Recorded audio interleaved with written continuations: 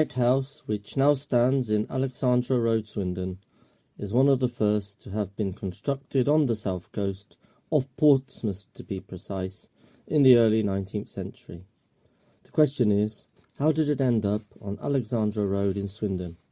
Well, that is thanks to an old Swindonian sailor, Francis Bennett, who, whenever would return to port after a few months out at sea on board the ship he worked on, knew that he was back home in his beloved country each time he saw the flashing lights of the Sea View Lighthouse, as it was then known, several miles in the distance.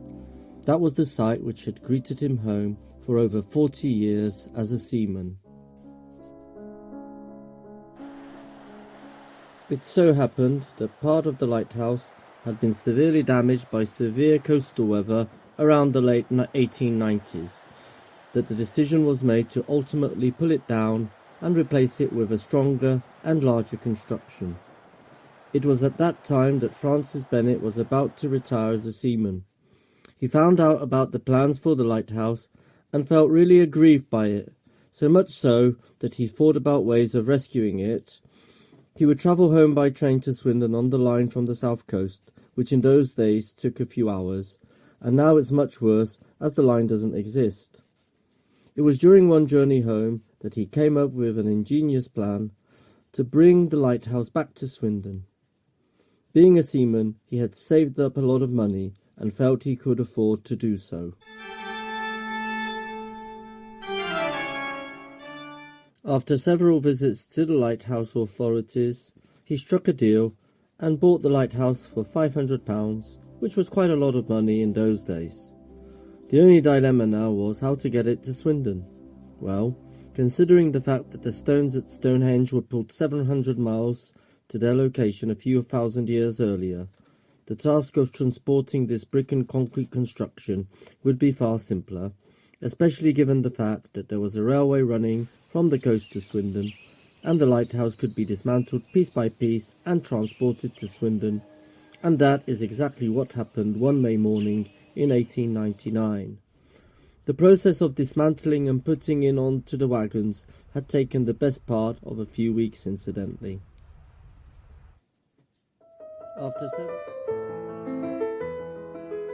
In meantime, Bennett had received permission from the local council of New Swindon to reconstruct the lighthouse at a location near the New Swindon station, just a stone's throw away.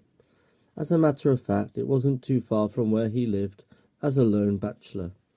Obviously, it took another couple of months to reconstruct the lighthouse, which was quick in the day, as teams from the local GWR works helped out after hours. The lighthouse was finally ready and officially opened by the mayor on October the 31st, the day of Halloween.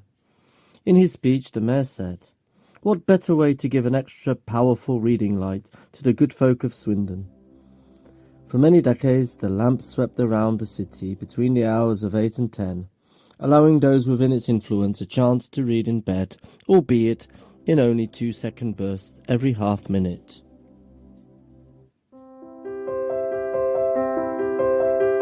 Indeed, Francis Bennett, the hero of this epic tale, frequently guided visitors around it before his sudden death in the Swindon tram tragedy in 1906. He was by then a very old man. Over the years, many locals and not-so-locals had come to visit this intriguing tourist attraction, a lighthouse in a town 70 miles off the coast. The light still beamed until the 1960s in all its glory, but the town was facing other problems, and maintenance to the lighthouse itself was needed. Sadly, there was no money for it, so the neglected lighthouse, now a weakened structure, became a victim of vandalism and went into disrepair. The council had even made plans to demolish it.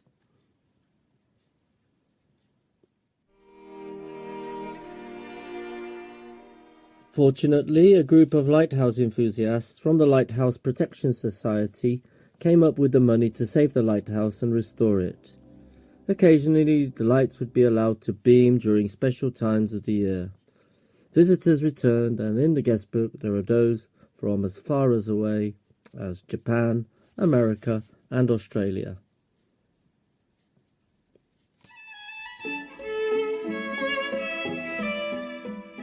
Now restored to its former glory, the lighthouse on Alexandra Road is known equally well, not only as a tourist attraction, but also as a useful landmark for Swindon residents who have got a bit spiffed and need to get their bearings to the bus or train station.